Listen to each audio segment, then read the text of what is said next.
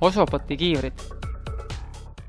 Selles videos saame teada, miks on Osobotil kiivrid.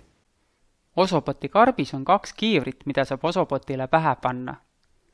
Värviline kiiver meenutab natuke nagu kosmonaudi oma. Valgel on jällegi pealael soon, kuhu saab kinnitada näiteks erinevaid mütse. Kiivril on 2 eesmärki. Kaitsta Osoboti, kui see peaks juhuslikult maha kukkuma, ja samas teha Osoboti väljanägemine ägedaks. Tegevuste paki seest leiame hulga kleepekaid ja kaunistusi, mille abil oma robotile unikaalne ja isikupärane väljanägemine anda. Kui kiiver on ükskord robotile pähe pandud, siis see võibki sinna jääda, sest laadimisava koht on kiivril avatud ning lülitusnupu kohal olev koht on kiivril samuti õhem, et sõrmevajutus hästi tunda oleks.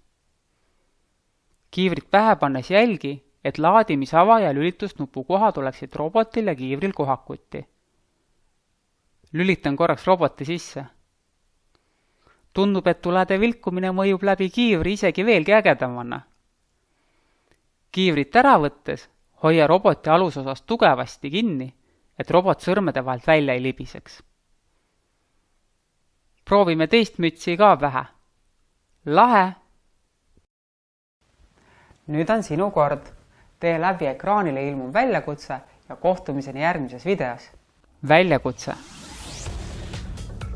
Proovi Osobotile korda mööda mõlemat kiivrit pähe ja lase selle kiivriga mööda põrandat või mööda eelmises väljakutses joonistatud paberit ringi sõita.